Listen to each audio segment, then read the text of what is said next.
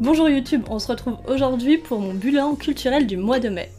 Tout ce que j'ai lu, vu au cinéma, à la télé, séries, les musées, les expos, les concerts, on va faire un petit peu le bilan.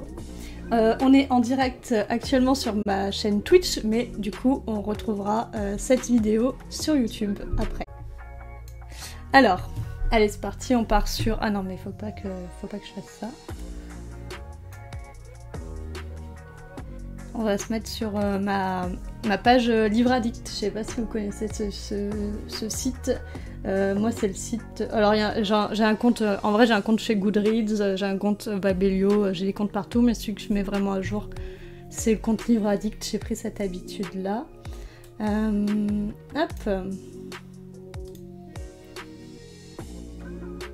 En gros ça se présente comme ceci. Ça se présente comme ceci. Et là je suis sur mon profil, donc en vrai ça se présente même un peu différemment, ma lecture en cours. Là on voit le fil de discussion avec nos amis qui qu'est-ce qu'ils ont lu, ce que lisent mes amis, ce qu'ils ont fini de lire, ce qu'il y a dans ma wishlist, ce qu'il y a dans ma pile à lire bien sûr, la palle, les lectures en cours. Et si je vais sur mon profil, donc... On a l'accueil avec toutes les lectures lues, les lectures en cours, la carte, si vous voyez que je ne lis pas assez d'auteurs du continent africain, bien sûr. Même si j'essaye d'avoir des lectures variées, avec des points de vue différents. Voilà. On va partir du coup. Donc... Ah oui, il y a des stats aussi, ça c'est pour les personnes comme moi qui adorent les stats. Donc vous voyez que... Mais ça a été un bon mois, hein, j'ai lu 22 livres. En sachant que je rappelle que je travaille en médiathèque et que je m'occupe de la bande dessinée. Je m'occupe pas que de la bande dessinée, mais je m'occupe principalement de ça. Et du coup je lis beaucoup de BD. Hein. C'est pour ça que 22 livres, c'est pas 22... documentaire sur l'histoire de la Seconde Guerre mondiale ou ce genre de choses, hein, bien sûr. Hop, allez. Non, ça c'est mes lectures en cours. Donc, je descends. Il y a sûrement des choses, comme je lis beaucoup de choses un peu aussi en diagonale pour le travail, dont j'aurais pas grand chose à dire, mais il n'y a pas de souci. Et du coup, si vous avez lu ces livres, n'hésitez pas à en parler aussi dans le chat. Un plaisir d'en discuter avec vous. Donc, mon mois a commencé en lisant le tome 7 de la saga Spy Family, bon, cette série de mangas qui marche très bien. Qui marche très bien. D'ailleurs, je n'ai pas encore lu le tome 8. Si je lis le tome 7 actuellement, c'est que vous vous en doutez, j'aime bien cette série de mangas. Donc, le pitch. En gros, on suit des agents d'élite très spéciaux, la famille Forger. En gros, on va suivre d'abord le faux père de famille qui a une... voilà, ça va, c'est full bégaiement. Hein. On va suivre du coup le père de famille, entre guillemets, parce qu'il va chercher une femme et une fille, et un chien d'ailleurs, pour constituer une famille, pour s'approcher en fait d'un personnage qu'il doit infiltrer. Donovan Desmond, sa cible sur l'opération Strix, qui est un homme politique et doit espionner ce type-là, et du coup, pour mener à bien sa mission, il va passer par son fils, et donc se trouver une fausse femme et une fausse fille, et en fait, chacun ont des espèces de pouvoirs. La femme, c'est une tueuse, la gamine, elle est télépathe, voilà, en gros. Et c'est assez rigolo, enfin, c'est même, ouais, c'est très rigolo. Il y a plein de petites références, films d'espionnage, des choses comme ça. L'ambiance est assez légère, du coup c'est adapté un peu à tout type de public. Et par contre, j'ai peur que comme tous les shonen qui marchent, ça traîne un petit peu en longueur. Voilà, parce que ça partait vraiment sur des chapeaux de roue, c'était vraiment, les premiers tomes étaient géniaux. Et au tome 7, on commence déjà à sentir le truc de « Ah, ça marche, on va en faire des tonnes et des tomes, et est-ce qu'on va avoir une fin ?» D'ailleurs, je ne sais pas s'il y a une fin de prévue pour Spy Family. On va aller sur Manga News.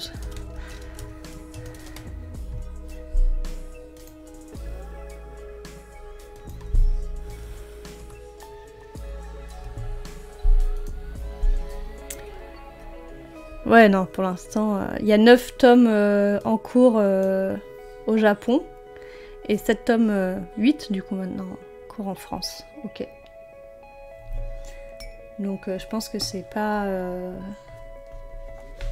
prévu pour l'instant. Mais bon, pour l'instant, je continue à lire, je me suis pas trop lassée. C'est très sympa.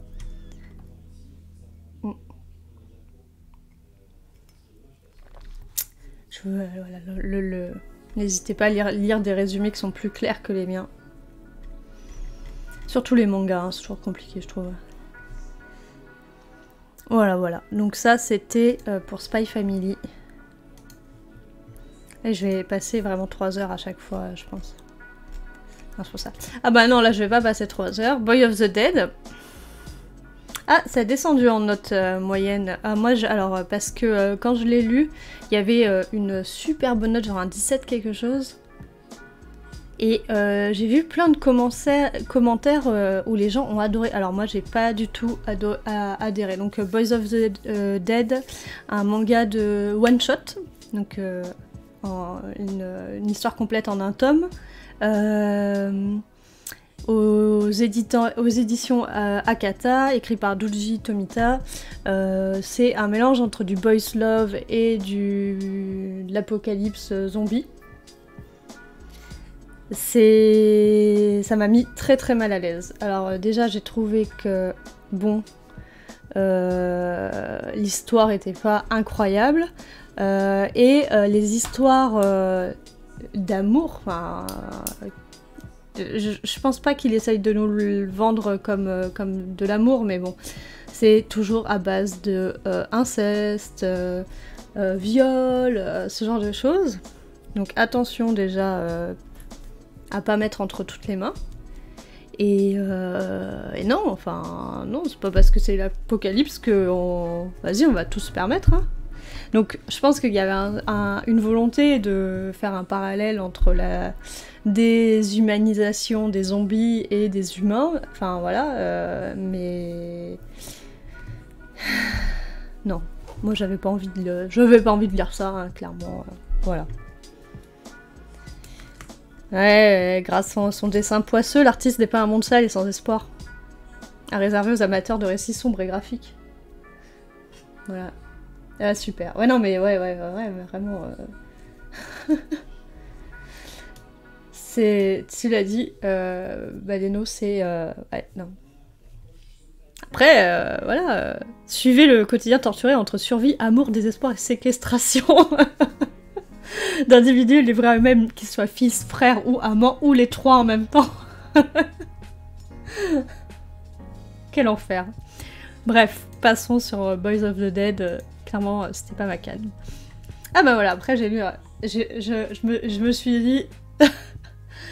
je veux lire un truc que j'adore, donc la saga Les Carnets de l'Apothicaire. Cette saga de manga plutôt pour adultes. c'est bien rangé en seinen.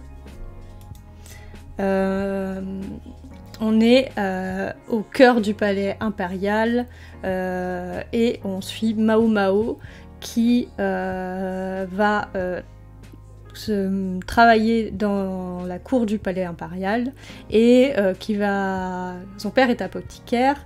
Elle rentre pas au palais impérial comme apothicaire, mais elle va vite se faire remarquer pour ses talents en déjouant des empoisonnements, ce genre de choses, et elle va finalement être embauchée comme suivante, mais aussi comme apothicaire à la cour du palais impérial. Et donc là, pour le coup, on en est au 7e... Enfin, non, il y a plus de tomes encore. On en est au 9e tome. Et moi, je trouve ça toujours aussi passionnant.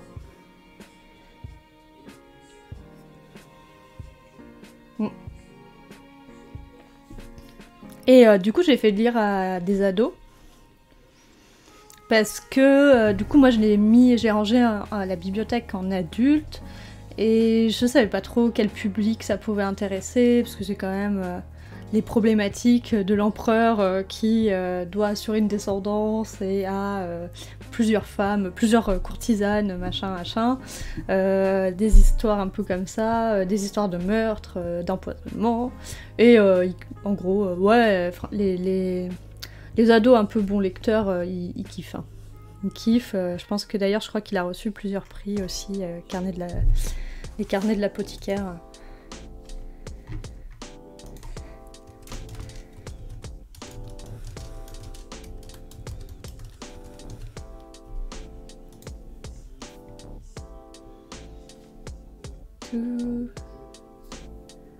Ah ça va être plus une prescription pour moi. Franchement, il est chouette. Bah, il y a des très bonnes notes. Ouais, Manga News, ils ont mis pour 12+, donc j'aurais pu le mettre en jeunesse ado. Je l'ai mis en adulte, parce que aussi, je n'aime pas grand-chose en manga adulte, vu que c'est plutôt les ados chez nous qui lisent ça. Voilà, c'est pareil, elle a 17 ans, donc voilà.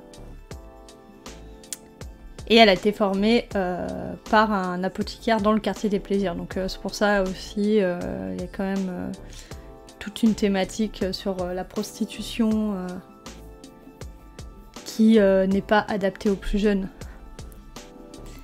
Et en plus, c'est, je trouve, très bien dessiné. Qu'est-ce qu'ils font comme des petites... Ah, c'est des petites critiques.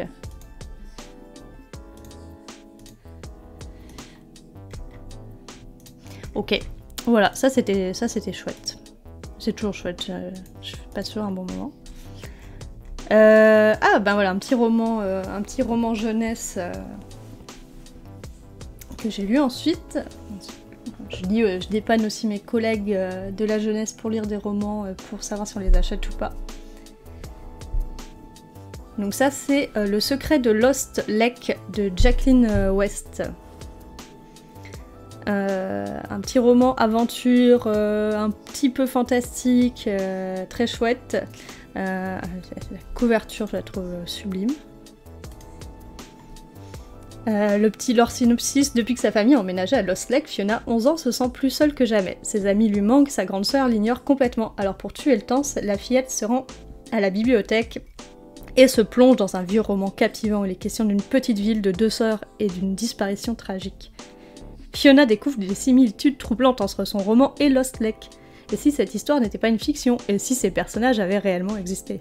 Plus bizarre encore, le livre se met à disparaître pour réapparaître ailleurs, comme s'il refusait qu'on le lise. Ou plutôt comme s'il voulait qu'on le lise. Bien décidée à élucider ces mystères, Fiona va bientôt se rendre compte que de vieux fantômes hantent toujours la ville, des fantômes qui seuls pourraient l'aider à comprendre. Ouais. Du coup, c'était vraiment une super chouette aventure. Avec ce parallèle entre Fiona et sa sœur et les 2 sœurs qu'il y a dans le roman, et en plus l'histoire qui se passe dans la ville Lost Lake, et on se rend compte qu'en fait c'est quelque chose qui a réellement existé. Cette petite part de fantastique avec le livre qui disparaît, et puis bien sûr elle traîne à la bibliothèque toute la journée, donc pour une bibliothécaire c'était quand même sympa à lire.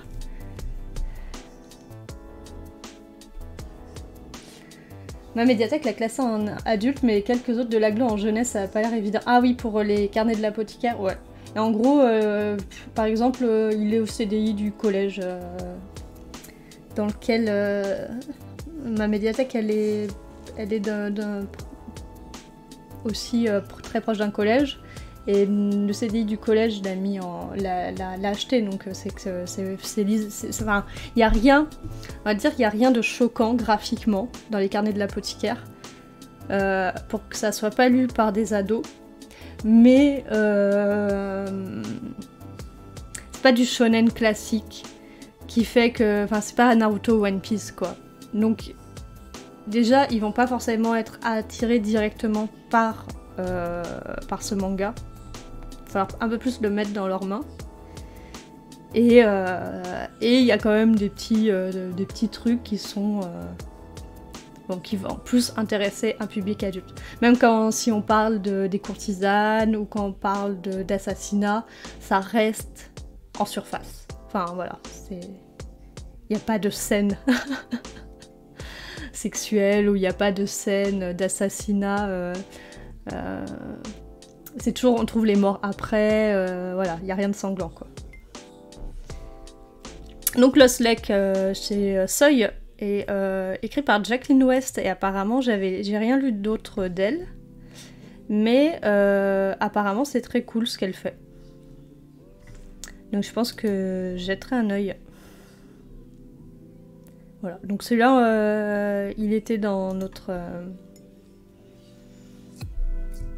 Il était dans le libraire nous l'avait fourni pour savoir si on va l'acheter, et on va l'acheter pour la médiathèque. Après, à tire d'aile, un one-shot encore, un manga one-shot. Regardez cette couverture. Là c'est doré et tout.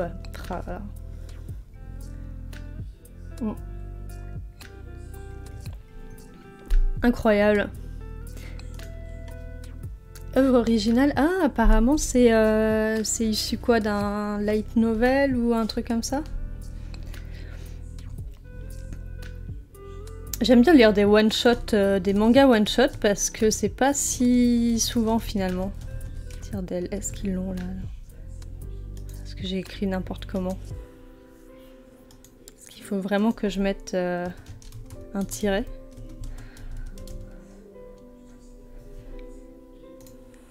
Non, bon, tant pis. Donc, ouais, ça c'était sympa, c'était assez poétique, c'était assez joli. C'est pas le truc, c'est pas le manga que je vais, dont je vais me souvenir et dont j'aurai une impression encore dans 10 ans. Mais franchement, par rapport, je l'ai lu juste, je crois en vrai que je l'ai lu juste après, pareil dans l'office qu'on avait juste après Boys and the Dead. Alors franchement, ça m'a fait du bien. Donc au début du XXe siècle, le personnage de Zigomar, criminel masqué créé par Léon Sazy, déchaîne les passions et l'imagination des jeunes garçons. Gigi et Kiki sont de ceux-là, tout comme le reste de leur petite bande. Des gamins ordinaires, mais Gigi est différent. Plus fort, plus beau, plus charismatique. Il suscite l'admiration et parfois la peur de Kiki qui tente de le cerner.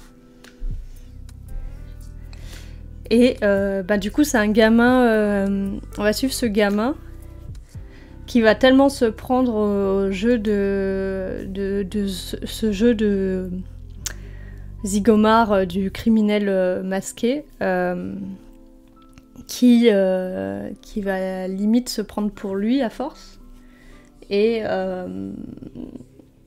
qui va... Sa mère va décéder, et donc il va partir vivre dans la tour où il y a tous les pigeons, et sortir que la nuit, jusqu'à limite se prendre lui-même pour un pigeon, quoi. Et croire qu'il peut voler. Et c'était assez chouette, assez poétique, c'était pas l'œuvre du siècle, mais franchement, voilà. Si vous tombez dessus en médiathèque, je dirais pas achetez-le de fou, mais ça vaut plutôt le coup. Hop. Ah. Ça, qui l'aurait cru que je lise autant de tomes de Blue Lock. Oh là là. Blue Lock, du Battle Royale et du foot. Bien sûr. Bien sûr. Voilà. Donc j'en suis au tome 6. Donc je vais reprendre le synopsis du tome 1 parce que... voilà, je sais pas... si je prends la suite du tome 6, vous allez rien comprendre. Enfin bon, c'est du bataille royale et du foot, hein, y a pas des trucs de ouf à comprendre non plus. Coupe du Monde 2018, l'équipe de football du Japon est éliminée en 8e de finale. Ce nouvel échec incite l'Union japonaise de foot à fonder le Blue Lock, un centre de formation révolutionnaire rassemblant les 300 meilleurs attaquants lycéens du pays. L'objectif du coach du Blue Lock, Jinpachi Ego, est clair. Détecter l'unique attaquant qui écrasera tous ses rivaux par son talent et son hyper-individualisme. Tout ce qu'il faut, quoi.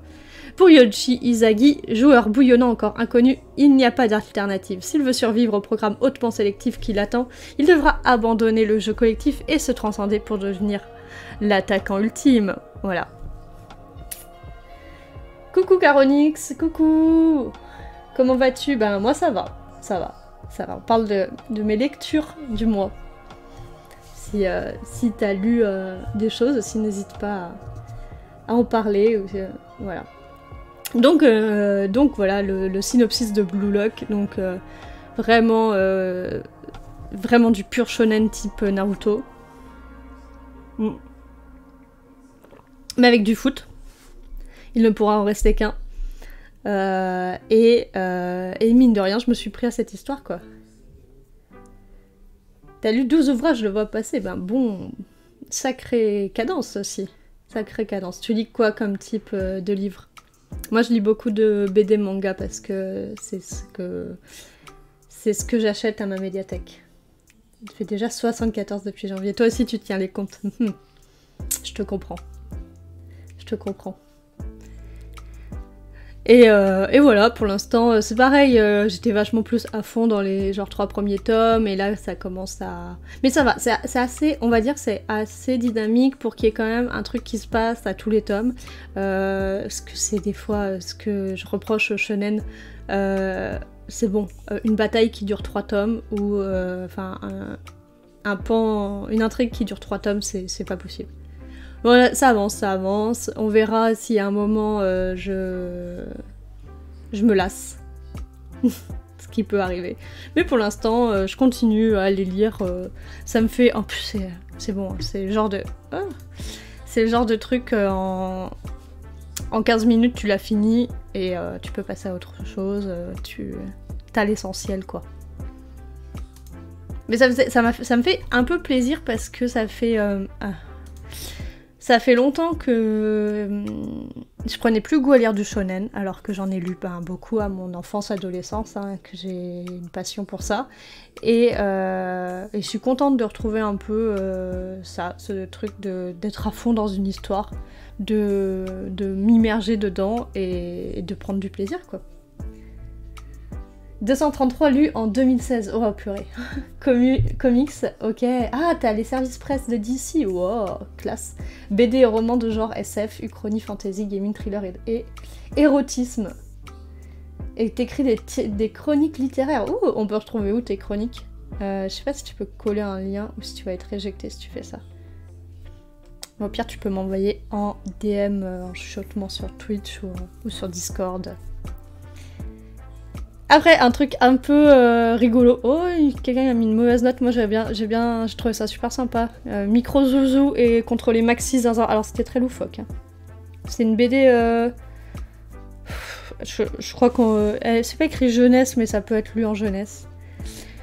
Quackville. Ça a été prépublié, ça, dans Picsou Mag. Donc, clairement. Ça peut être lu par des enfants. Et du coup, on va retrouver des thématiques un peu Picsou. Quackville, patrie des opulents, dans cette petite ville se cache un club très spécial. Un club réservé aux plus riches. Le fameux Club des opulents. Dame Mireille, pourtant l'une des plus grandes fortunes de ce petit coin de paradis, veut y rentrer depuis fort longtemps. Mais hélas, les opulents refusent toujours son admission. Ce qui provoque chez elle colère et rage dedans. C'est ici qu'entre en scène Zouzou et son tonton Marietti. Par amour et pour soigner ses douleurs, le dentiste Marietti lui propose de tester une méthode révolutionnaire, le microdentisme. C'est très simple. À l'aide du microscope, Zouzou est envoyé directement dans les gencives pour inspecter sur place ses rages de dents. Mais bientôt, Dame Mireille leur échappe et pour Micro Zouzou qui se balade dans ses dents, la situation devient bientôt hors de contrôle. Oui, c'est tout à fait une histoire d'aventure dans les gencives de Dame Mireille. C'était complètement loufoque, mais c'était franchement sympa. Moi j'aurais kiffé lire ça dans Picsou pendant mes vacances quoi.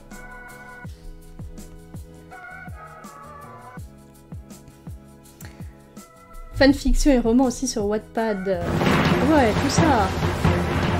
Yeah. Merci pour le follow du coup, Caronix, merci.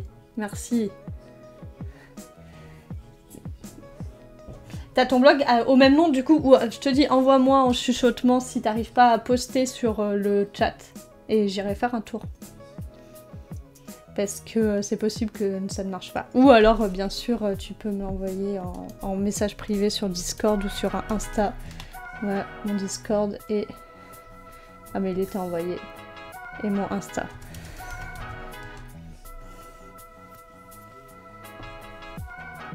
J'ai écrit une fanfiction sur les Sims 6 en VR version Terminator. Wow. Mais ça, enfin, tout ce qui est genre un peu simulation de vie et tout, c'est trop propice à qu'on écrive plein de trucs dessus. C'est ouf.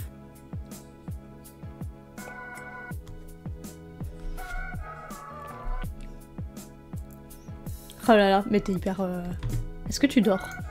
T'es hyper prolifique. Ah, et avez-vous... Alors là où je suis à la bourre, mais parce que j'arrivais pas à les trouver dispo chez le libraire, c'est Tokyo Revengers. Tokyo Revengers, mais est-ce que je suis la dernière à lire Tokyo Revengers, petit? Peut-être aussi. 19 projets en tout, non mais... T'arrives à switch d'un projet à l'autre sans t'embrouiller. Je ne sais pas si je serais capable de faire ça. Moi j'ai besoin de me focaliser sur un truc. Oui, je respire de temps en temps. Je me nourris pas, je dors pas, mais je respire, c'est bon. Hop. Est-ce que c'est... J'ai l'impression que... Voilà. Donc Tokyo Revengers, le pitch. Alors que Takemichi, 26 ans, fait le bilan de sa vie ratée entre petit boulot, appartement miteux et désert affectif, il apprend qu'Hinata, la seule personne qu'il ait jamais aimée, s'est fait assassiner lors d'un règlement de compte entre les membres du gang Tokyo Manjikai. Choqué, il a un accident et se retrouve projeté 12 ans en arrière. Il décide de tout faire pour empêcher le meurtre. Voilà. Tokyo Revengers, c'est une série où on fait du coup des sauts temporels. Il va passer entre le présent et le passé pour justement essayer de changer ce qui est arrivé. Mais à chaque fois qu'il règle une situation, il en arrive une autre. Et y a toujours un meurtre. Il y a toujours quelqu'un qui meurt. Même si c'est pas la personne de base qui est décédée, genre Hinata, la personne la fille dont il était amoureux, c'est quelqu'un d'autre. Et donc il s'en sort jamais. Il s'en sort jamais. Pour l'instant j'en suis au tome 3 et c'est déjà arrivé 3 fois du coup. Donc pour l'instant c'est pareil, c'est hyper cool. Moi j'aime beaucoup le dessin de Ken Wakui. J'aime bien, je trouve que c'est dynamique, ça change un peu pour du shonen comme ça aussi. D'ailleurs, oui, il est classé en shonen. Et ça marche à fond quoi. Allez, là, vraiment, je pense que ça fait partie des séries avec Demon Slayer qui sont les plus réservées de manga actuellement. Et c'est très cool. Voilà, pour l'instant. On verra, c'est pareil, j'ai peur du truc qui tourne en rond au bout d'un moment. Est-ce qu'il va falloir faire toujours des nouveaux personnages pour qu'il y ait toujours quelqu'un qui meurt ou est-ce qu'il va tourner en boucle sur les problèmes on verra.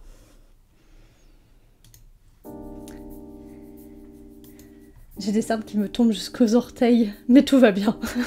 Est-ce que c'est un appel à l'aide? Ah ça c'était un petit... on est qu'au 5 mai, hein. Accrochez-vous, hein. Ça va durer un petit moment. Boubou et ses amis de Yunsun Park. Ça c'était une petite BD jeunesse, vraiment pour les plus jeunes, mais quand même avec pas mal de pages, parce que ça faisait 96 pages, donc difficile à classer. Mais hyper mignonne. Boubou c'est le petit chien, qui est là. Boubou, le petit chien d'Antonin, avec leur copine Zoé et leur copain Raoul, ils passent leur temps à imaginer des mondes peuplés de lutins, de clés magiques et d'objets vivants. Mais et si tout cela existait vraiment? Dans cette bande dessinée farfelue et fantastique de Yunsun Park, on suivra la joyeuse bande d'amis et le fameux Boubou dans 5 aventures désopilantes où on naviguera à travers le regard des enfants et celui du chien. Voilà, le synopsis dit tout, c'est 5 petites histoires. Donc elles sont assez courtes, hein, on peut se dire que pour un très jeune lecteur, il s'arrête à une histoire et après il lit la deuxième plus tard, parce que 96 pages d'un coup, pour une BD pour les si petits, on va dire. Parce que c'est quand même des choses très mignons sur des tout petits enfants et un chien qui plaira pas à des ados, quoi, par exemple, ou même à des enfants un peu grands qui vont dire c'est pour les bébés. Ah bah voilà, autre manga qui marche à fond. Je suis dans toutes les... Voilà, c'est ma période. C'est ma période. Il y a un moment, j'arrivais plus du tout à lire de shonen, et là je suis à fond, je les lis tous. Un jour, je vais me mettre dans One Piece, vous allez voir. Un jour, on va pas comprendre, je vais tous les ramener à la maison. Petite bibliothèque de 2602 romans, BD et comics, mais oh là là, est-ce que... Ça c'est mon goal si un jour j'ai un super grand appartement, ce qui n'est pas le cas. C'est pour ça que je n'achèterai... D'ailleurs, c'est pour ça que je vous présente tout sur Livre Addict, parce que, en gros, ce mois-ci, j'ai lu une seule BD que j'ai acheté. Le reste est tout emprunté à la médiathèque. Mais que j'ai lu aussi... Il y a des choses que j'ai lues aussi pour le travail, donc c'est normal. Le Kaiju numéro 8. Ça aussi, vous avez dû en voir, il y a eu de la pub partout. On a vraiment beaucoup entendu parler de ce manga. Et c'est très cool aussi, c'est très cool.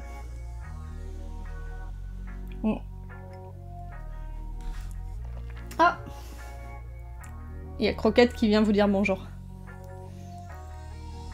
On ne voit pas, il y a Ronron qui est juste là. Voilà, elle va sûrement la... Tu veux venir sur moi? Oui?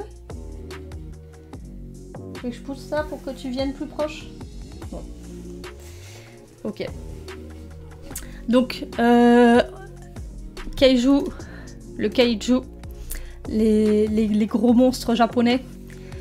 Alors, enfant, Kafka Ibino rêvait d'intégrer les forces de défense pour combattre ces terribles ennemis. Mais après de nombreux échecs à l'examen d'entrée, ce trentenaire travaille à nettoyer les rues de leurs encombrants cadavres, jusqu'au jour où une mystérieuse créature s'introduit dans son organisme et le métamorphose en une entité surpuissante, mi-humaine, mi-kaiju. Son nouveau nom de code, le Kaiju Number 8. Voilà, pareil... assez sympa, j'aime bien le héros, en plus c'est un héros qui a 30 ans quoi, donc ça change un peu, ça fait plaisir. Ce que je trouve qui manque, il y a des choses... J'aimerais en apprendre encore un peu plus sur pourquoi il y a tant de kaiju, qu'est-ce qui se passe, mais je pense qu'on va le découvrir peut-être un peu au fur et à mesure des tomes. Mais pour l'instant, ce que j'aime beaucoup, c'est voir des gros kaiju, le héros qui est assez rigolo, la dynamique entre les personnages qui est plutôt saine, je trouve. Et pareil, c'est un manga qui est sympa, qui peut-être aussi va probablement à un moment tourner en rond et va m'agacer. Mais pour l'instant, le lancement, c'est prometteur. C'est bien prometteur. Hop. J'avance un peu. Hein. Ah, bah ça, j'ai pas du tout aimé. Ça, j'ai pas du tout aimé. Voilà, allez. Allez, ça va se battre. Voilà, voilà. Il y a des choses plus intéressantes à regarder.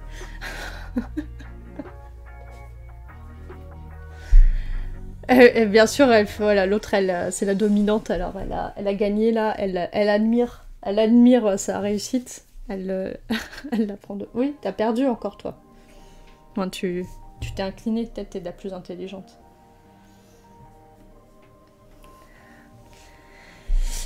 Fils du chien, je vais pas en parler 3 heures parce que mon but c'est pas de démolir des bouquins non plus. En vacances avec sa femme, Agnès et leurs 3 enfants, Lana, Bastien et Manon, Théodore aspire à la tranquillité. Pourtant, l'arrivée de sa maîtresse Sarah et de son père Patrick sur l'île met à mal ses projets. Dès lors, Théodore ne pense plus qu'à fuir. Y a tout le bingo des trucs qui m'agacent. Le personnage, le héros est insupportable, hein, clairement. Vraiment, c'est bon, hein. Les mecs riches de l'île de Ré, là, qui ont une maîtresse et oh là là, je suis malheureux, ça va pas bien, regardez, c'est moi la victime de la vie. Bon, voilà, hein. C'est bon. En plus des histoires comme ça, on en a lu des milliers.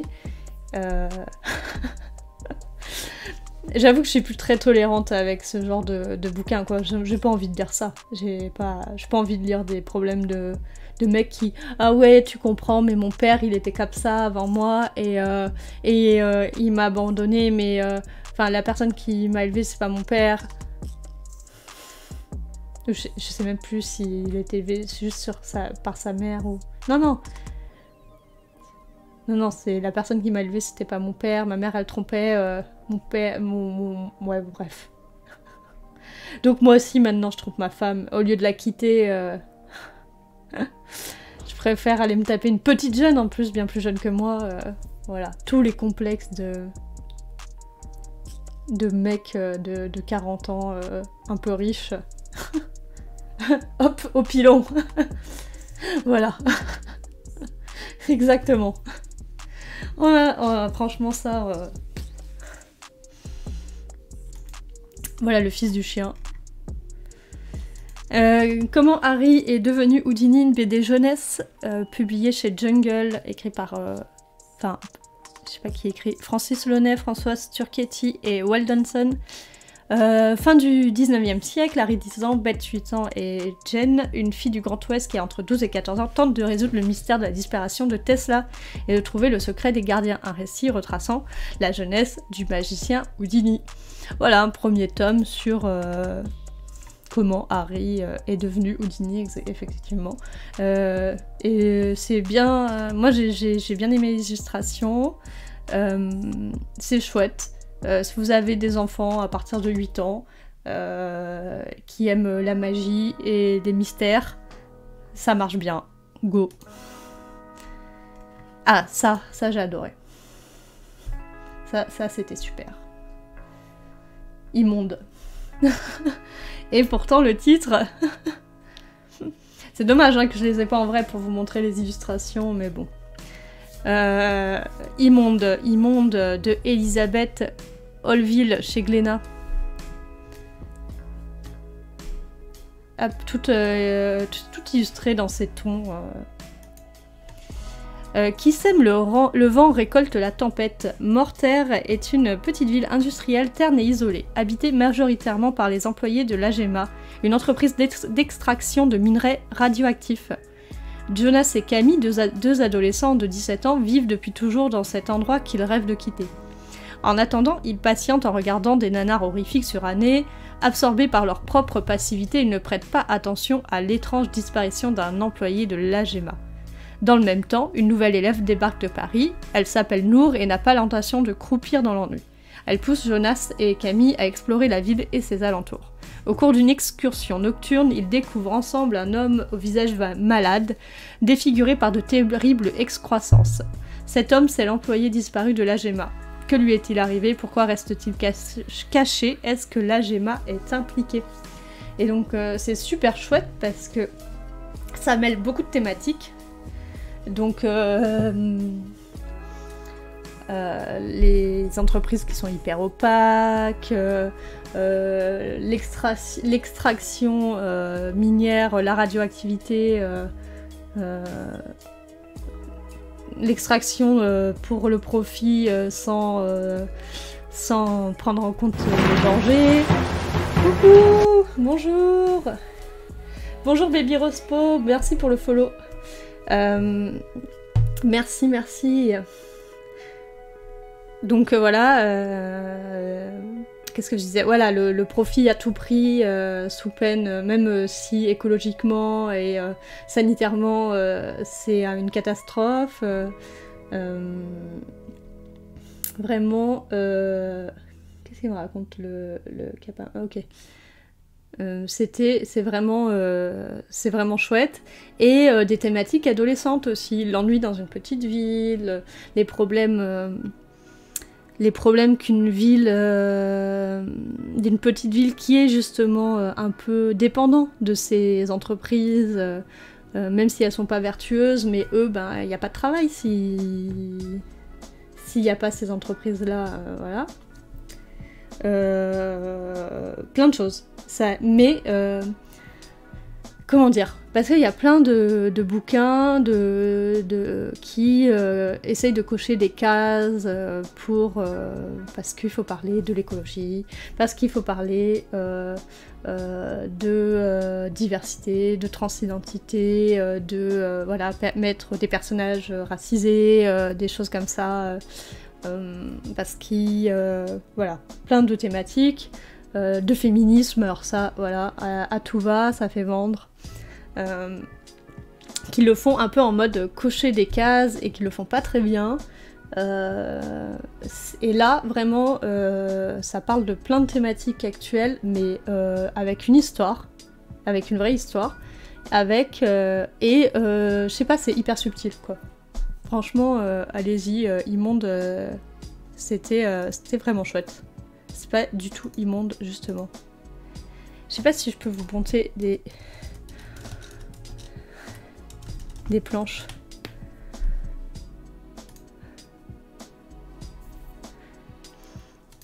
Voilà, c'est dans ces teintes-là.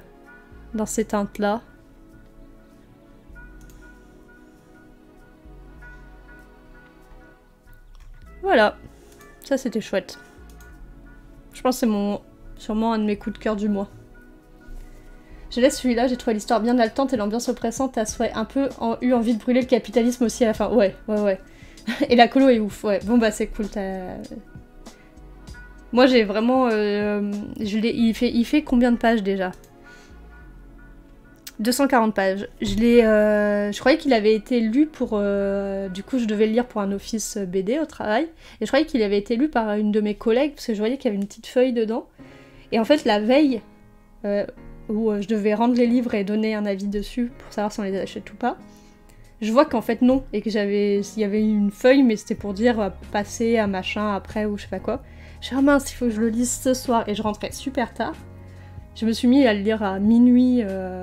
pour le lendemain et je m'étais dit bon bah tant pis, je me lis les premières pages, je me fais un avis et voilà, j'irai lire un peu des critiques. Et non, je l'ai enchaîné parce que j'étais hyper prise dans l'histoire. Coucou Vito, coucou le Nord indépendant. Comment vas-tu? Hop. On passe à la brigade des souvenirs. Je file mon amoureuse m'invite au resto. Oh, trop bien. Et bah, bon appétit, bon resto. J'espère que vous allez bien bouffer. Bon resto. Et ben ça va très bien. On fait le bilan lecture, et après on passera au film série. Donc la Brigade des Souvenirs, une petite nouvelle saga de bande dessinée jeunesse. Voilà. On va retrouver... Je vais faire un petit pitch vite fait. J'ai des chats qui me tournent autour. On va retrouver ces trois personnages qui vont trouver à chaque... Donc pour l'instant, il y a 2 tomes sortis. Il y en a d'autres en prévision. J'ai lu les 2 là. La brigade des souvenirs parce que dans le premier tome, ils vont trouver une boîte de biscuits roux et à l'intérieur, ils vont trouver une lettre d'amour de... Je crois que c'est... Je sais plus si c'est d'un homme pour une femme ou d'une femme pour un homme. Je crois que non, c'est la lettre de Toinette, donc de Toinette pour un homme. Qui date de la Première Guerre mondiale, et ils vont se rendre compte que ils vont essayer de remonter pour rendre cette lettre et cette boîte à cette personne, et ils vont se rendre compte qu'elle s'est pas du tout mariée avec cet homme à qui elle a écrit, tout ça. Et donc voilà, c'est une petite enquête, et en même temps ça parle de sujet, donc là c'est la thématique. À chaque fois, chaque tome va parler d'un sujet un peu de société. Là c'est le sujet des femmes pendant la Première Guerre mondiale, par cette enquête. La Brigade des Souvenirs, donc toujours un sujet d'histoire, hein. C'est pour ça que ça s'appelle La Brigade des Souvenirs. Et le deuxième tome, ça parle, Mon île adorée, ça parle de... alors je l'ai lu en juin, donc voilà, je vais pas trop en parler. Le deuxième tome parle des enfants de la Creuse. Voilà. Et donc c'est sympa. Franchement c'est sympa, donc c'est publié chez Dupuis, pareil pour des enfants à partir de 8 ans, c'est chouette. Et donc il y a toute une BD avec une enquête, une histoire vraiment où on peut juste suivre l'histoire comme ça, et après un petit livret à la fin comme ils aiment beaucoup faire en ce moment, pour explorer un peu plus la thématique, donc là des femmes pendant la Première Guerre mondiale. Et on parlera des enfants de la Creuse le mois prochain. Des Goonies français.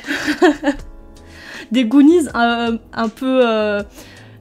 peu plus, on va dire, comment dire, quand même vraiment mignons français, quoi. Ils sont vraiment, c'est des choupis un peu neuneux, quoi. Enfin, non, pas neuneux, justement, un peu...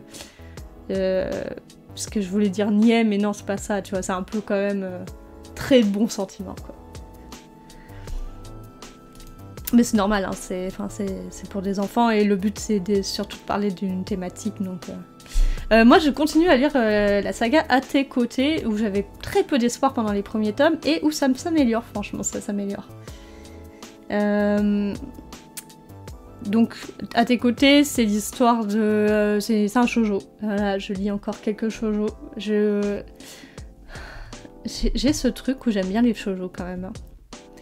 Sauf quand c'est trop problématique. Et À tes côtés, il faut dire que c'était très problématique, ça l'est toujours un petit peu, mais ça s'améliore. Une histoire d'amour entre ces deux personnages, où elle est très elle est très mignonne, très innocente, elle a jamais été amoureuse, et lui, genre, c'est un gros... c'est un gros stalker. Non mais depuis le début il est à fond sur elle, et genre il essaie de lui apprendre ce que c'est que l'amour, mais bon, pour lui l'amour c'est qu'elle ne parle qu'à lui, qu'elle ne vive que pour lui et machin. Et petit à petit ils vont quand même développer une relation un peu plus égalitaire où ils vont apprendre l'un de l'autre. Voilà. Mais ouais, c'est vrai que ça a été un peu compliqué les premiers tomes, parce que je disais, ah mais c'est pas possible. Qu'est-ce que ça véhicule comme image des relations amoureuses, quoi. Parce que lui, il était grave, quoi. Je vous fais le pitch du premier tome.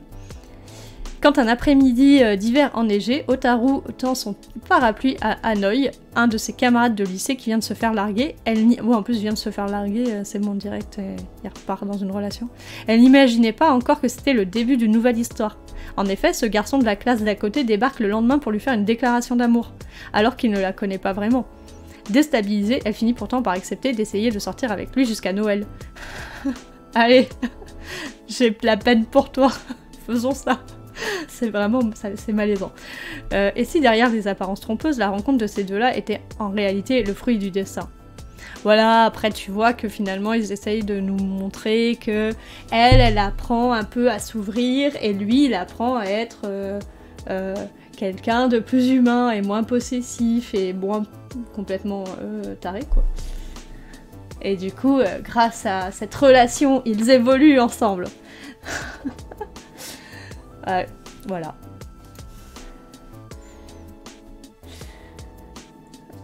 Ça, tu lis pour savoir si ta médiathèque achète. Non, quand j'en suis au tome 8, on a déjà acheté. Hein. Mais oui. Ah ouais, la pitié de lui, elle sort avec, c'est un peu.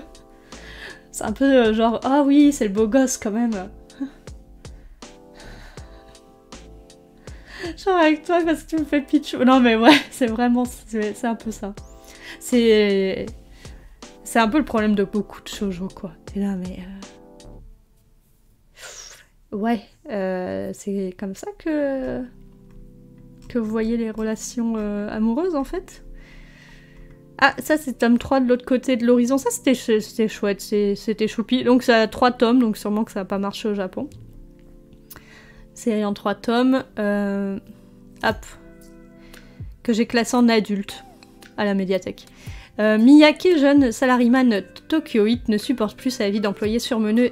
Il décide du jour au lendemain de tout quitter pour rejoindre l'île de Tsukinowa où il va gérer un petit bureau de poste. La crainte de laisser derrière lui son quotidien bien rangé va se muer en une véritable redécouverte de soi. Une nouvelle vie en harmonie avec celui qu'il souhaite réellement être s'ouvre à lui.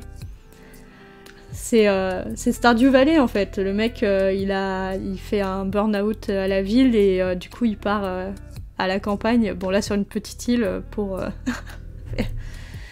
Mais ouais, en 3 tomes, moi j'aime bien ces petits mangas un peu tranche de vie. En plus, tranche de vie sur une île, il y a tout pour me plaire. C'était très mignon, il se lie d'amitié avec cette jeune fille chez qui il vit dans cette famille. Il va apprendre un petit peu à vivre plus lentement, vivre la slow life bien sûr.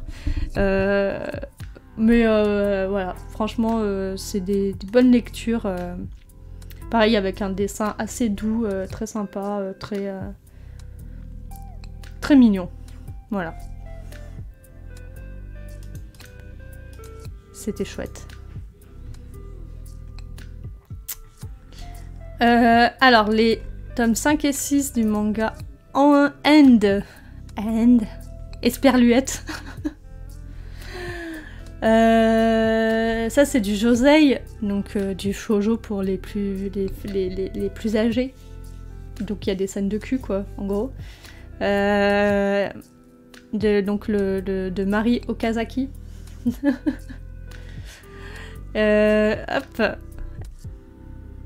Bah, je crois que c'est le même. Je pense que là c'est le même. Ouais, franchement, le pitch, c'est la même chose. Une employée administrative dans un hôpital décide d'accomplir son rêve et de démarrer une activité professionnelle parallèle. Elle veut ouvrir un salon de manucure qui n'ouvre que le soir pour les femmes actives qui veulent rester coquettes. Mais se lancer comme indépendante n'est pas une mince affaire, surtout quand les autres, et surtout les hommes, tentent de vous décourager, jugeant l'entreprise trop compliquée pour une petite femme inexpérimentée.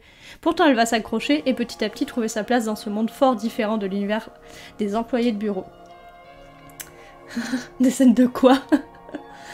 Des scènes de bip.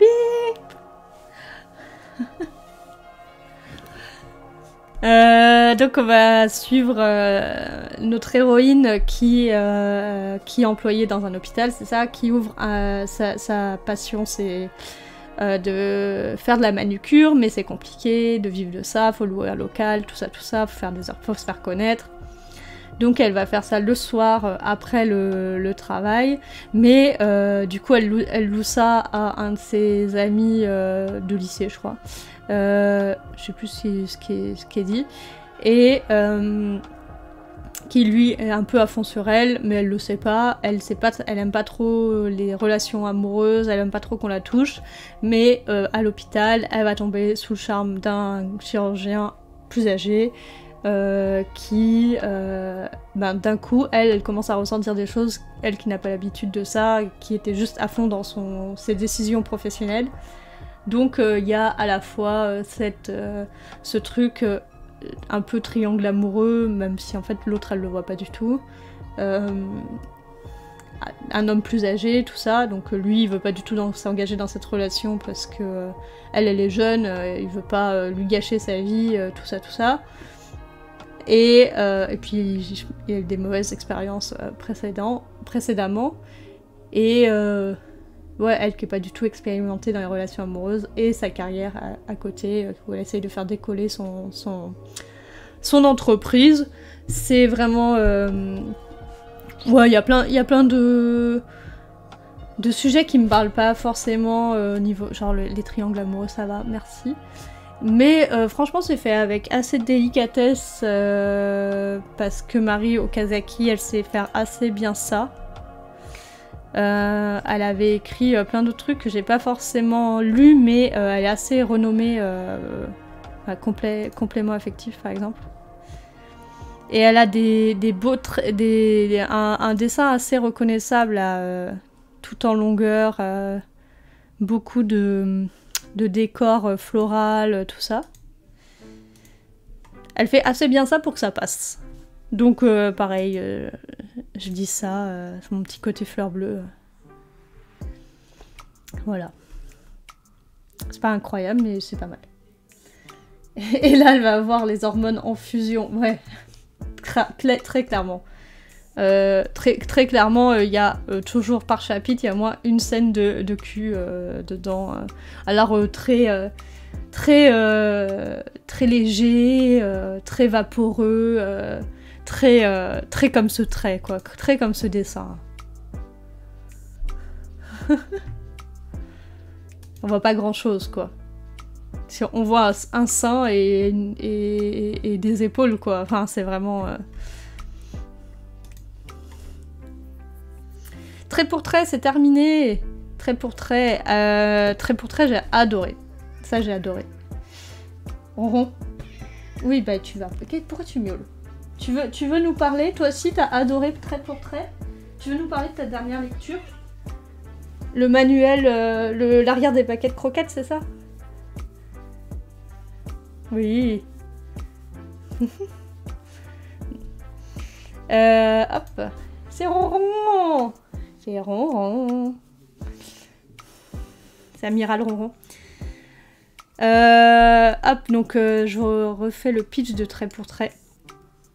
En gros, c'est l'histoire de... donc une série en 5 tomes terminés, ce qui est très bon signe. C'est l'histoire de la mangaka, c'est autobiographique, Akiko Higashimura, qui raconte comment elle a commencé le dessin, en gros. Et comment elle en est arrivée là, mais surtout sa relation avec son professeur, avec son sensei. Akiko Hayashi est lycéenne et elle habite dans la préfecture de Miyazaki.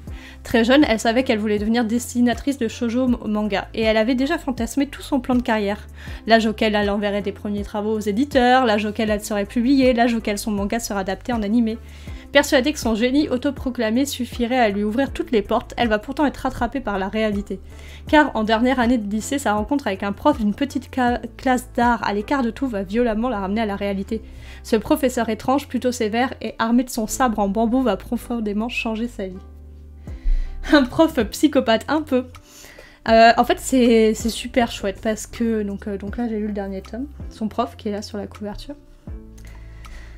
Le premier tome, c'est vraiment la rencontre avec ce prof, et puis elle est hyper jeune, elle croit que c'est bon, elle a de bonnes notes au lycée en classe d'art plastique, c'est bon, ça va rouler, quoi. Elle est assez feignante, elle est assez égoïste et tout, et elle croit que tout va rouler, elle est assez naïve.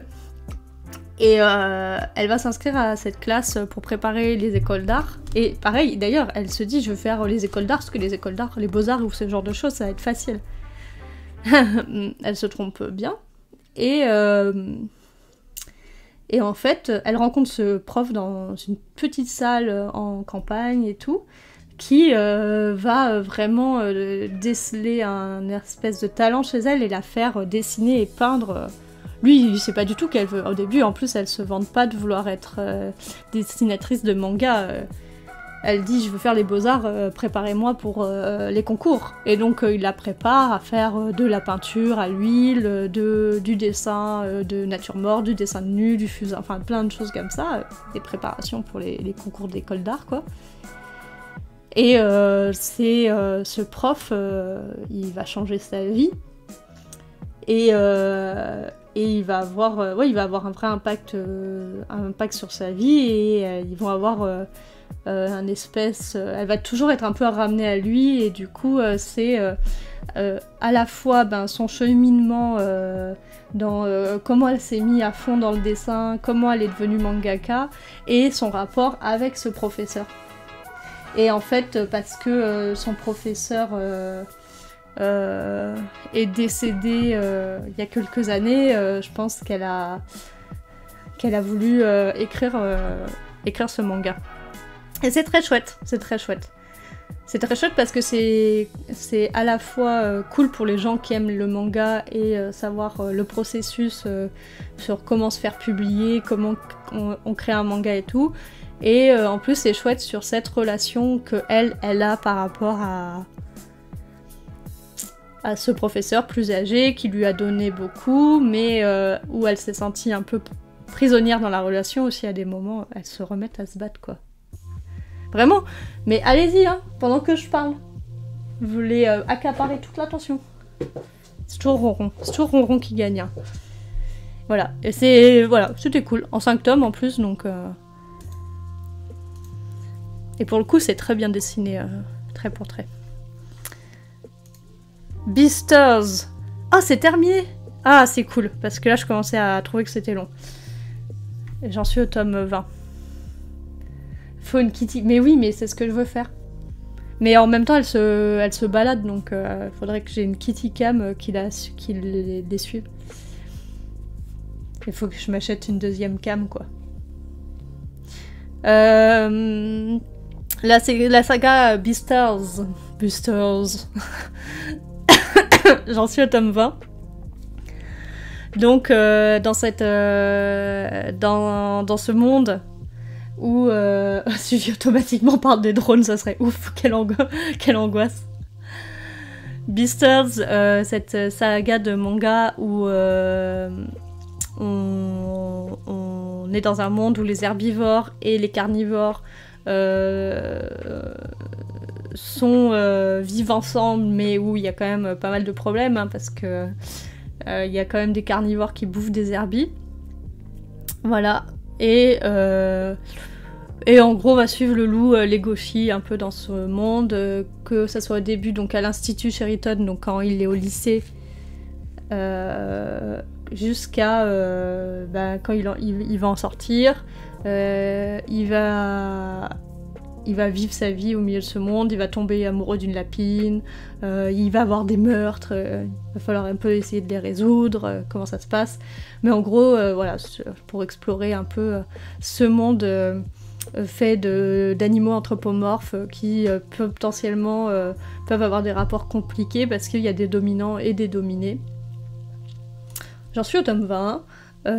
C'était très cool, ça commence à être long, ça commence à avoir perdu un peu de ce que ça voulait dire, je trouve, au niveau du propos, même si il y a des passages toujours que je trouve qui me relancent un peu, qui fait que je tiens le coup et que je vais mener ma lecture au bout. Ils se sont égarés, mais oui, mais comme beaucoup de mangas, quand ça dure trop longtemps, au bout d'un moment... Voilà. Et encore là, si ça se termine effectivement en 22 tomes, c'est bien. Là, avec la petite lapine... Je sais plus comment elle s'appelle. Voilà. Bon, franchement, après, ça reste sympa. Ça reste une série sympa à emprunter à la médiathèque. Hop. Oh là là, j'ai fait tous les tomes. Ah, mais en fait, on arrive au bout. Parce qu'après... Elle et son chat, un roman avec des chats. Un roman que ma collègue a acheté et m'a dit « Oh tiens, faut que tu lises ça, c'est du Japon et des chats, c'est pour toi. » Allez, vas-y. Et le phénomène venu du Japon, déjà 100 000 exemplaires vendus. En gros, c'est qui? C'est Makoto Shinkai qui est le réalisateur de Your Name, je crois que c'est ça.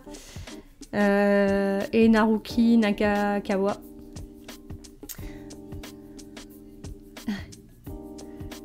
Oui, il y avait 18,4 quand même de notes. Ouais, non, franchement, Beastars, c'est bien noté, c'est bien, franchement, c'est pas mal. C'est juste que moi, au bout d'un moment, j'en peux plus quand c'est long. Il va probablement l'adapter, il y a des chances. Franchement, alors voilà, petite lecture assez chouette qui mêle... donc il y a plusieurs parties dans ce livre. On va suivre plusieurs histoires de chats et c'est que des maîtresses de chats, que des femmes qui ont adopté des chats. Donc il y a plusieurs parties. Dans chaque partie, on suit un coup le point de vue du chat et un coup le point de vue de elle et son chat. Et donc avec des chats et humaines différentes par partie. Mais tous ces chats et toutes ces humaines vivent dans le même quartier, donc ça s'entremêle. Ça fait un récit global. Et en fait, c'est assez sympa parce que ça dépeint à la fois quand même une certaine société japonaise. On a on a un petit point de vue de ce que c'est que le Japon par là, et on a ce truc un peu poétique aussi, j'utilise beaucoup le terme poétique, du point de vue par le chat, qui du coup a un point de vue un peu éloigné, et qui décrit ça de manière très...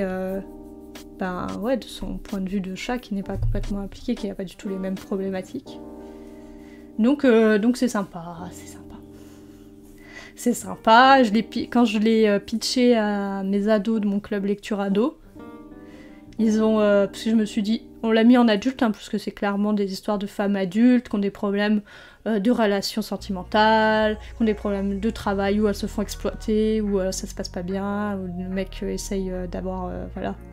d'avoir des faveurs contre du boulot, ce genre de truc, super, hein, des super thématiques. Des thématiques relationnelles, donc c'est plutôt pour les adultes. Mais quand je l'ai présenté, je me suis dit qu'il n'y avait rien dedans qui était choquant, et en plus, comme il y en a beaucoup le point de vue des animaux, ça reste très, très léger, très abordable pour des ados. Je leur ai pitché et ils ont trop eu... Mais... D'accord ? T'es pas d'accord avec moi, c'est ça ? Tu veux en parler du livre ? Toi aussi tu veux donner ton point de vue ? Tu trouves qu'il y a que moi qui parle ? Ouais, ils ont tous voulu le réserver et l'emprunter. Voilà. Et enfin, Des Vivants, que ça je peux vous montrer. Nouveau chapitre pour elle et son chat, exactement. Ouais, j'en ai deux. Mais... ah mais... T'es vraiment... Est-ce que tu veux passer par là-bas ? Tu veux passer par deux ? Voilà, je l'ai mis. Dans 2 secondes, elle revient miauler à la porte. Mais hop, une BD. En vrai, une que j'ai achetée. Des Vivants. Je crois que j'ai gardé le petit bandeau à l'intérieur. Ah bah... Non mais c'est pas possible, toi aussi tu vas pas t'y mettre. Ronron, croquette et gnogno, voilà, ouais. Elle est immense, elle fait, je sais pas combien elle fait de centimètres. Ça c'est moi qui suis pas très grande aussi. Hein. Mais oui, c'est un gros pavé. Un gros pavé de 260 pages. C'est pas un format franco-belge. Donc, ça a eu le Grand Prix Casse d'Histoire. Et ça a eu surtout... Bah si, ça avait eu un prix à Angoulême. Le prix René Goscinny du jeune scénariste. Voilà, ça a eu plein de prix. Il y avait ce bandeau là jaune, on voit tous les prix Angoulême, etc. Donc Des Vivants.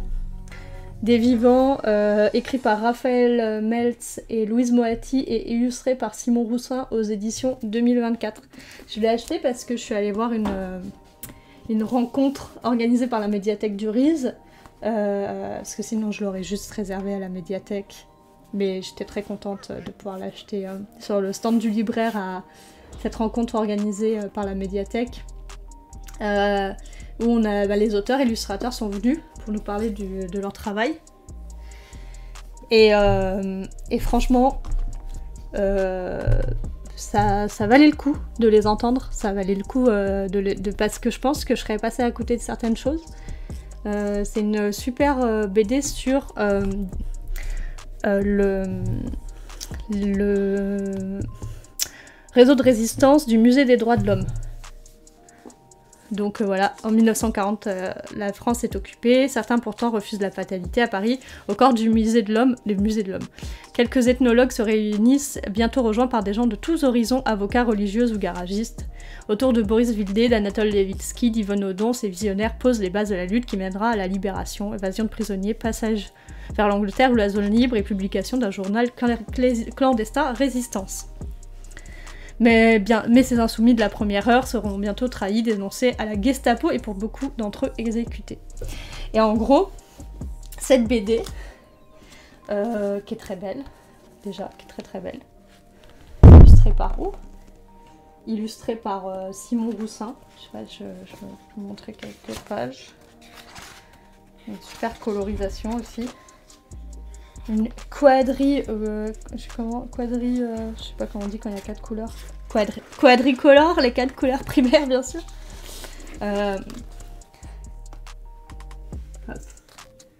Cette BD qui est très très belle et aussi qui est très intelligente, c'est écrit avec... Enfin, tout ce qui est écrit dedans, est vrai.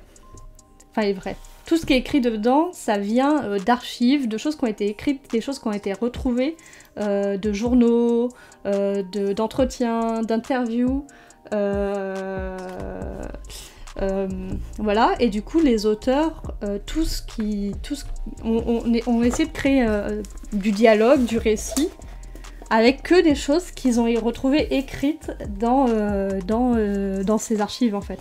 Donc, la lecture est un peu particulière, parce que y a des choses où, forcément, ils essayent de retracer une histoire à partir de choses qui étaient écrites de journaux, c'est pas forcément intuitif, mais en fait ça marche très bien, et c'est super chouette en fait, le principe est très cool.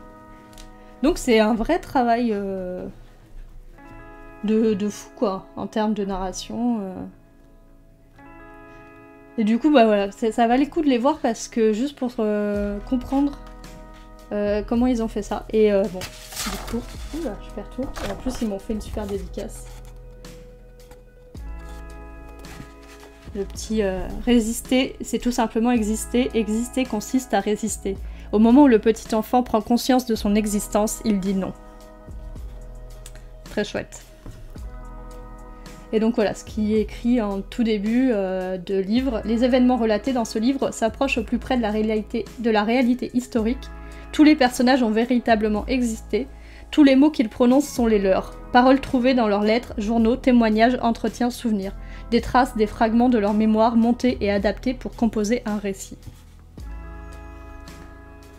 Coucou Tomso, coucou, bienvenue. Voilà, et ben ça franchement...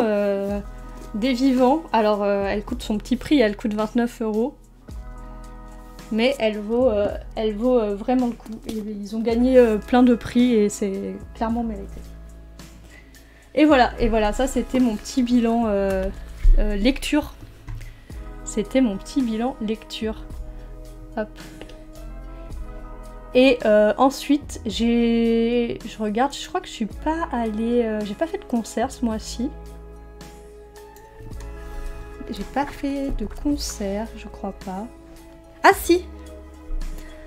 J'ai vu Edith Preto à la Altony Garnier le 3 mai. Et c'était chouette. Si vous aimez Edith Preto. Moi j'ai moins aimé son dernier album. Et là c'était une... Bon, j'aime pas trop aller à la Altony Garnier, donc... un petit peu déçue par rapport au concert précédent quand je l'avais vu, où c'était que son premier album et où c'était au Radiant à Caluire. Plus petite salle et que le premier album que j'avais beaucoup aimé. Et en plus, je m'attendais à rien parce que c'était la première fois que je le voyais, il n'était pas encore... bon, il était un peu connu, mais c'était pas non plus la star qu'il est actuellement. Mais du coup, ouais, vraiment impressionné par son charisme sur scène, sa voix de ouf, sa voix qui porte et il chante si bien. Et là, après j'y connais pas grand chose en musique, donc je vais pas m'aventurer sur ce terrain, mais c'était cool. Et du coup là, ça me fait plaisir de le revoir. La scénographie était chouette, il a toujours autant de présence, mais comme j'étais à côté du passage pour aller aux toilettes, du coup j'entendais toutes les voix des gens qui passent, c'était pas très agréable, et comme j'ai moins aimé le deuxième album, ça m'a fait moins plaisir que la première fois où je l'ai vu. Mais voilà, j'étais contente quand même de le voir. Il s'est adressé un peu plus à la foule que lors du premier concert, je pense qu'il est peut-être un peu moins timide, je ne sais pas. Voilà. Bon, donc ouais, quand même, j'ai quand même fait un petit concert ce mois-ci, c'est chouette. Par contre, j'ai pas fait d'expo. Eh bien, oui, Tomso, tout Vito te l'a dit, il a pris un peu d'assurance, exactement, je pense. C'est un stream discussion autour de tout ce que j'ai lu, vu, voilà. Et tu es de Lyon parce qu'il y a 2 concerts? Oui, je suis de Lyon, tout à fait, je suis de Lyon. Oui. Et alors, pour le cinéma... Hop... Pour le cinéma, je vais essayer de faire des pitchs super rapides. C'est pareil, je suis moins spécialiste de cinéma que de BD manga. Donc, si je passe en... Yes, ça va marcher.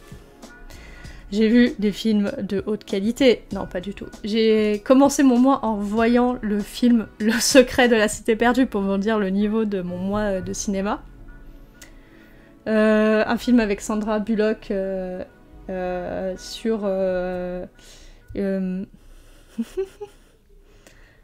Melcourt, le crayon, Saint-Jean, les traboules, tout ça. Le gros caillou à la Crance. Vito, t'as cité tous les lieux que tu connais de Lyon. Donc Le Secret de la Cité Perdue, un film parodique sur les films un petit peu... les films d'aventure comme ça, un peu style Indiana Jones ou ce genre de film, qui était, ma foi, sympathique, mais... Ah, t'es de Vaud? Oh, mais t'inquiète, je connais bien Vaud. En vrai, j'habite pas à Lyon même, mais moi j'habite à Villeurbanne, pour tout te dire. Et je connais très bien Vaud. Et je viens de Rieux à la base, hein, donc je suis pas des traboules. Hein. Le Secret de la Cité Perdue, un petit film, franchement, dépensez pas de l'argent pour aller le voir au cinéma si vous avez pas de la thune comme ça à claquer. Mais à voir à la télé, franchement, assez sympa, assez rigolo, avec Daniel Radcliffe en méchant, très impressionnant bien sûr, Daniel Radcliffe, hein, petit Harry Potter. Mort de rire, un pur produit des banlieues. T'as vu ça? Le dimanche sur TF1, très bien, voilà, un très bon film pour passer un petit moment. Channing Tatum, il y a même, comment il s'appelle? Brad Pitt dedans. Voilà, c'est un peu con, c'est rigolo, c'est parodique, ça se moque un peu de ce genre de film, c'est sympa. Mais ça casse pas 3 pattes à un canard non plus. Brad, il est incroyable. Pourquoi vous êtes si beau, mon père? Ouais, ce genre de choses. Mais c'est... Franchement, je vois qu'il y a des gens qui n'ont pas du tout adhéré parce qu'effectivement, c'était parodique, c'était absurde. Mais... Oula, je voulais pas regarder Sonic 2. Mais franchement, c'était sympatouné. Sympatouné, voilà, sympatouné. Elle s'est posée pile sur la bande dessinée, en fait. Hein. Croquette. Doctor Strange. 2e film que j'ai vu au cinéma. Doctor Strange in the Multiverse of Madness, bien sûr. Bon, ça... Et ben, moi j'ai bien aimé, franchement ça fait plaisir parce que les derniers films Marvel...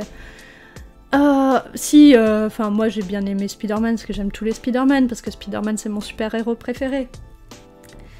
Faut que j'aille, faut que t'y ailles. Faut que j'aille.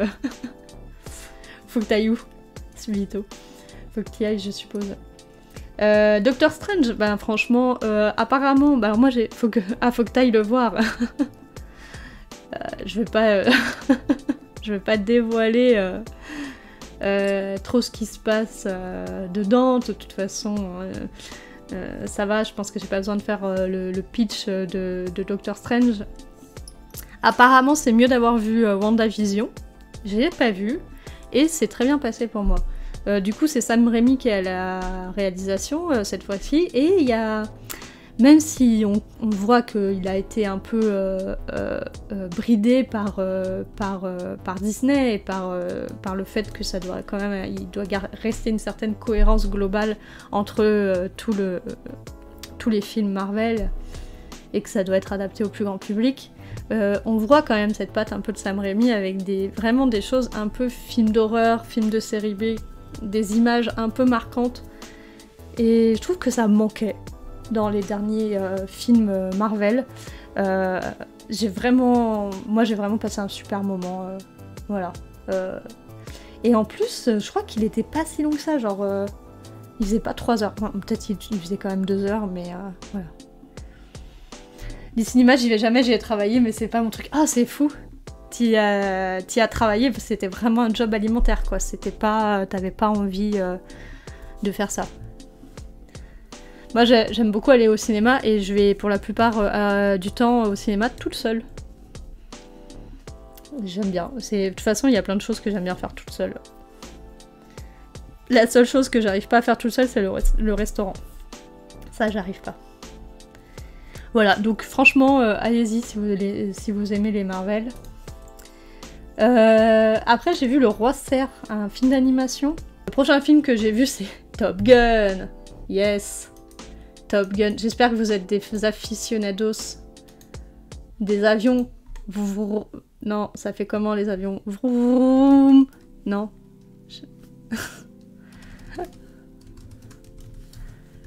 Hop.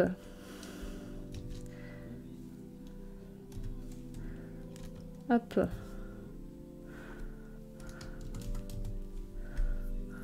Hop.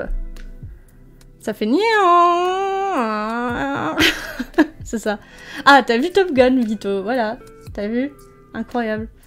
Hop, parce que j'ai vu aussi ça comme film. J'ai oublié de le mettre. Top Gun, donc on repasse sur mon... non, là sur la scène YouTube. Vu en 4DX. Alors, est-ce que ça vaut le coup, la 4DX? Moi, je l'ai vu en basique. Mon cinéma, il fait pas tout ça. Top Gun, eh bien, Top Gun, si vous aimez le premier Top Gun, vous aimerez le deuxième Top Gun. C'est un peu aussi con que le premier Top Gun. C'est vraiment une histoire basique avec Tom Cruise, il est trop fort et c'est le meilleur pilote d'avion, et il y a un ennemi, on sait pas trop qui c'est, on s'en fiche un peu, mais il y a une mission, elle est trop difficile, et du coup il faut l'élite des pilotes pour réussir à la mener à bien, et il y a en même temps une romance dans l'histoire, et voilà, mais c'est trop des avions qui volent, des belles images, de la musique qui nous transporte, et voilà, du pur divertissement qui marche. Voilà. Et donc c'est 36 ans plus tard, c'est ça? C'était... non, ou je sais plus. Ouais, 86. C'est ça, hein, 86 le premier film, même. Donc ouais, c'est plus de 30 ans plus tard. Et ouais, c'est ça. Mais on sent que ça a été... C'est fait vraiment dans... comment dire? le respect du premier film. Et voilà, et c'est pour ça que ça marche. Et c'est pour ça que c'est une suite qui marche. C'est une suite...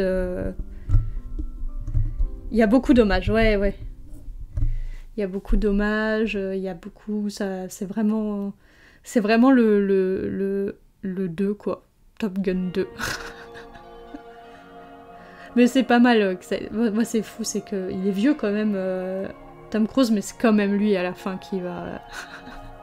qui va piloter, parce que c'est quand même le meilleur. Voilà. Si vous aimez les avions, si vous aimez Tom Cruise, si vous aimez Top Gun, allez voir Top Gun Maverick. Vous serez comblé de bonheur. Et on a eu... Il y avait Danger Zone aussi, il y avait la musique, il y avait tout, quoi. C'était tout ce qu'il fallait. Hop. Après, ben, j'ai vu plein de mecs avec des t-shirts ou des casquettes dans la salle, ça m'étonne pas. J'ai vu Coupé. Alors, apparemment...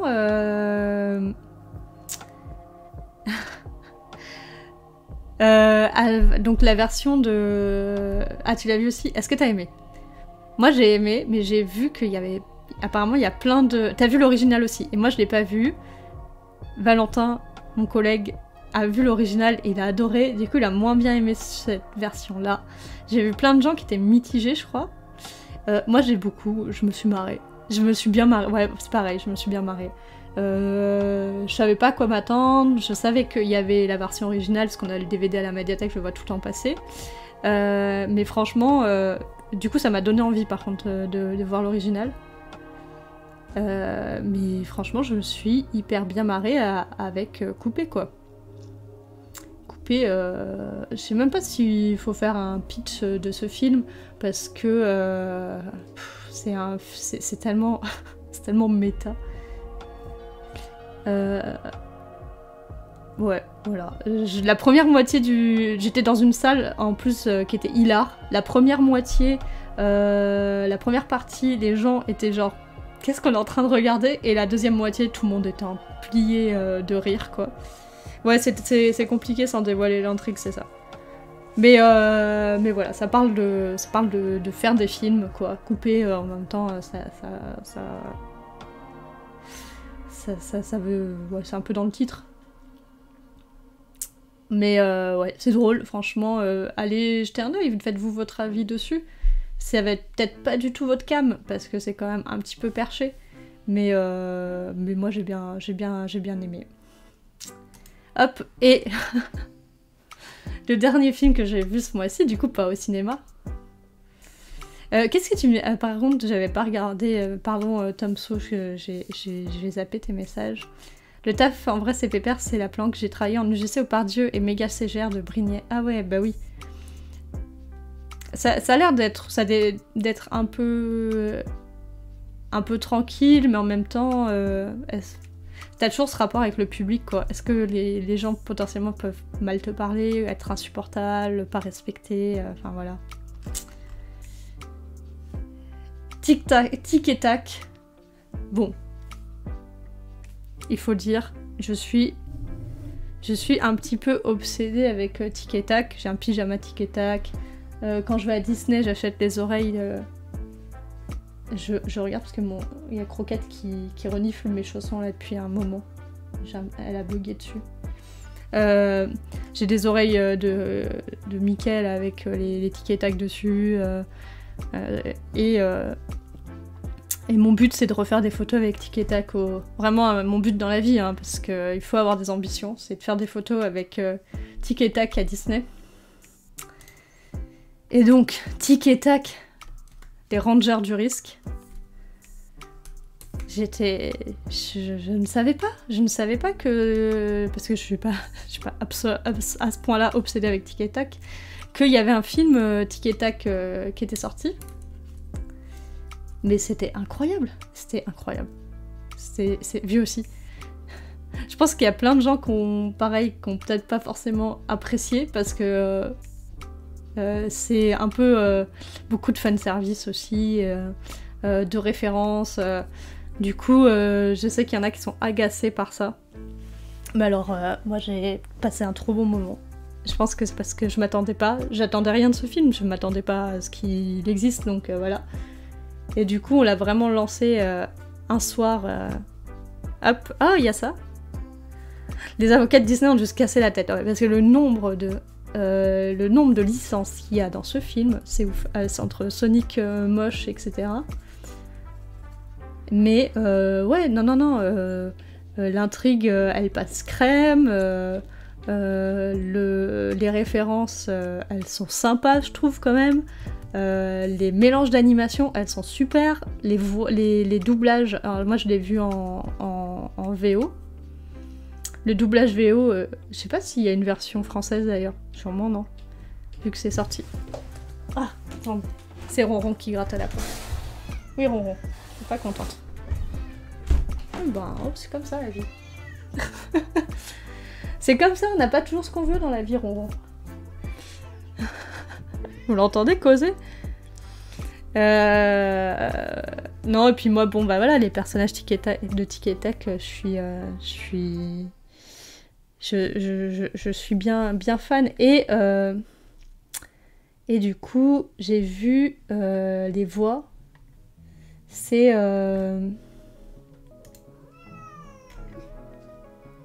Attends, on les a vus passer. Hop. Les films, voilà. Je suis sur aussi... ah mince. Sur Seriebox. Andy Samberg et John Mulaney qui font Tic et Tac. Donc c'est chouette. Et il y a plein de personnes qui font d'autres voix hyper connues. C'était hyper agréable de les voir. Ouais. Ah, l'ours coca, purée. J'avais oublié. Mais oui. Oui.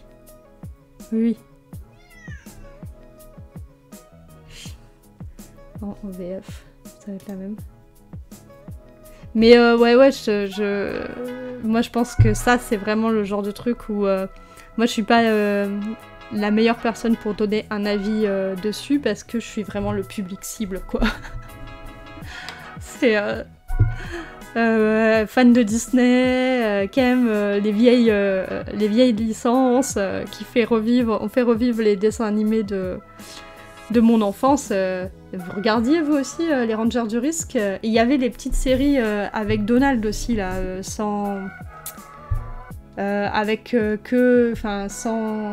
parole, sans parole. On faisait que des sons quoi. Je sais pas imiter Donald quoi.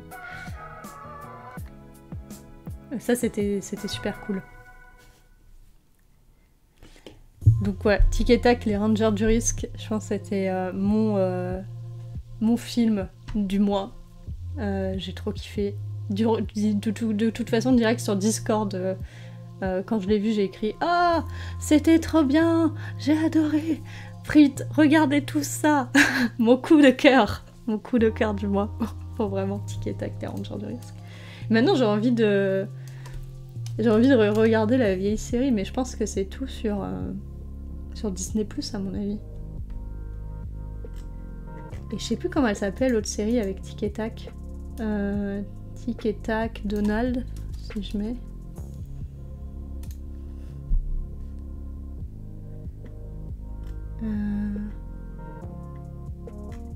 C'était peut-être une série Donald.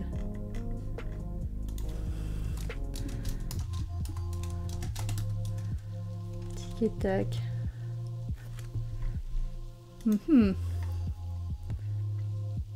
Les histoires toc-toc de Tic et Tac. Qu'est-ce que c'est que ça? Ah mais ça c'est un truc récent. Chronique Disney. Tic et Tac, portrait des personnages Disney de Donaldville. Quand même. C'est vrai qu'il s'appelle Chip and Dale en anglais quand même, c'est drôle. Tout le monde aime Tic et Tac, volume 1, les aventures de Tic et Tac. Donald fait son beurre. Il y avait plein de trucs, Donald chez les écureuils. Ouais, ils étaient vraiment... ouais,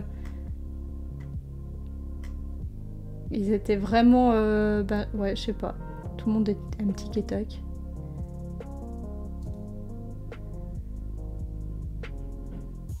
sont les rôles principaux dans la série Les Histoires Toc Toc de Tic et Tac, spin-off de la série Mickey et ses amis. Ça, c'est en 2017. Ok. Article détaillé, filmographie de Tic et Tac sur Wikipédia. C'est vraiment ça que j'ai envie de regarder. Dans les années 50. Oh, voilà. Oh mais c'est... Ouais. Ok. Sachez que la première fois qu'on les voit, c'était en 1943 dans Plutôt Soldat. Voilà, j'ai exploré un peu plus ça, je pense, prochainement. Et enfin, hop, les séries. Les séries. Je vais modifier la scène. Le chat, que je vous vois. Voilà, c'est mieux. Hop, voilà. Donc, qu'est-ce qui s'est passé en mai? Non, ça c'était en avril. En mai, on s'est refait... on a fini Scrubs saison 7 et saison 8, on s'était refait les Scrubs. Alors moi je les avais beaucoup regardés, c'était une série doudou de ma fin d'adolescence, on va dire lycée fac. Je les ai énormément regardés quand j'étais en Master 1. Que je vivais à Bordeaux et que je me sentais seule, je les mettais en fond en permanence. Ça me faisait vraiment de compagnie, genre comme si vraiment ces séries où ah ouais, Scrubs, ces séries où les personnages limite c'est de la famille quoi pour toi. Donc voilà, les re-regarder, il y a des choses qui ont un peu vieilli et des choses où mon avis sur les personnages en fait, ma vision des personnages, elle a tellement changé avec le temps, genre ceux que je préfère, ceux que je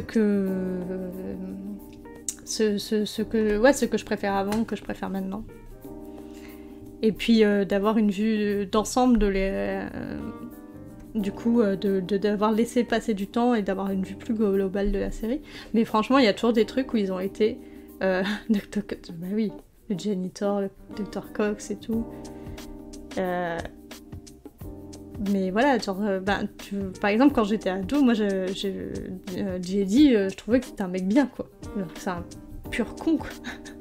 En vrai, avec le recul. C'est plus compliqué que ça, bien sûr, mais bon. Mais voilà, du coup, c'était cool. Je l'ai montré à mon compagnon qui l'avait jamais vu. Et en fait, c'est vraiment une série qui a été hyper innovante sur plein d'aspects. Maintenant, il y a beaucoup plus de sitcoms qui parlent de thématiques un peu plus dramatiques, un peu plus profondes, et je trouve qu'elle était en avance sur son temps sur plein de choses. Et aussi, elle était faite avec un très petit budget, en décor réel et tout, et ça se faisait pas tant que ça à l'époque. On a regardé la saison 2 de Derby Girl. C'est une série France TV Slash qui est assez sympa aussi, qui des épisodes de 20-30 minutes, idéal à regarder au petit déjeuner ou en mangeant. Vraiment sur une équipe de province de Derby et ouais, et c'est bien dans l'air du temps, c'est bien sympa. Et du coup, vous la trouvez sur France Télé, je pense.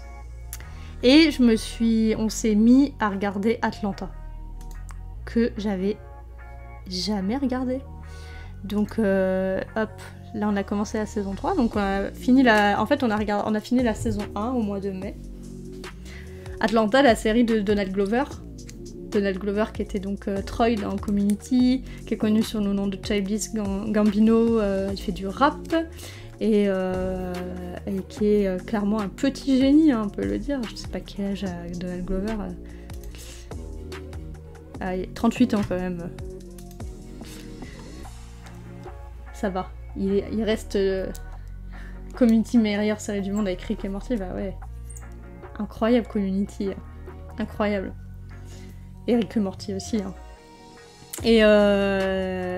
Et Donald Glover, du coup, là, qui a créé, qui réalise beaucoup d'épisodes, qui les produit, qui joue dedans, qui donc une série qui se passe à Atlanta, où on va suivre Earn, donc joué par Donald Glover, qui va se rendre compte que son cousin Alfred, aka Paperboy, s'est lancé dans le rap et commence à avoir un peu de succès, va proposer ses services comme pour le manager. Et du coup, on va les suivre dans cette aventure, mais aussi il y a beaucoup d'épisodes concept, et du coup ça parle beaucoup d'identité noire, en gros de cette question-là. Mais en même temps, du coup c'est un point de vue, mais il y a des épisodes qui sont très concept, et des épisodes un petit peu absurdes, il y a des épisodes qui sont très lynchiens. C'est des formats... Alors ce qui est bien, c'est que c'est à chaque fois pas beaucoup d'épisodes, 10 épisodes de pareil entre 20 et 30 minutes, 25-30 minutes, il y en a même moins. Mais ça reste hyper ambitieux en termes de réal, en termes d'écriture. Les personnages sont incroyables, les acteurs sont incroyables. Je la conseillerais pas à tout le monde. C'est marrant, Atlanta. Il y a des petits côtés pince sans rire à des moments, mais il y a des épisodes où c'est assez rigolo. Mais il y a des épisodes hyper sombres, il y a des épisodes, c'est l'angoisse, il y a des épisodes qui ressemblent un peu à Get Out, le film de Jordan Peele, donc qui est plus dans justement ce qu'on appelle la black horror. Du coup, c'est pas très drôle, et c'est souvent d'ailleurs plus l'angoisse que drôle. Mais il y a des moments un petit peu comme ça, un peu pince sans rire, un peu rigolo. Certains épisodes sont beaucoup plus légers que d'autres. C'est classé en comédie dramatique, mais franchement, plus le temps passe, plus c'est sombre hein, quand même. Hein. Il y a des épisodes hyper sombres. Mais en fait, c'est ça qui est bien, c'est que elle est difficile à cataloguer parce que on sent que Donald Glover, il s'interdit rien. Il se dit là, j'ai envie de parler de cette question, il fait un truc sur ça. Lui et les autres, hein, je sais pas comment se passe le processus d'écriture et tout. Et donc là, on en est à la 3e saison, il y aura la 4e saison qui va sortir, je crois qu'elle va sortir dans la foulée, parce que je crois que les saisons 3 et 4 ont été tournées en même temps, il me semble. Et après, ça sera fini, je crois. Donc c'est cool aussi. C'est qu'ils ont déjà prévu de finir ça. Et vraiment, en plus, c'est super bien réalisé. Hein. Voilà. Je crois j'ai tellement parlé. Mais vraiment, il va falloir que je trouve si je dois cut ça, là, pour en faire une vidéo, ça va être l'enfer. Hop. Et voilà YouTube, c'était mon bilan culturel du mois de mai. Il était un petit peu long. Vous pouvez me retrouver en live sur Twitch tous les lundis après-midi. Et quelquefois, en plus, dans la semaine, on parle culture, on joue, que ce soit sur Animal Crossing, Stardew, plein de jeux assez chill. Voilà. À bientôt YouTube.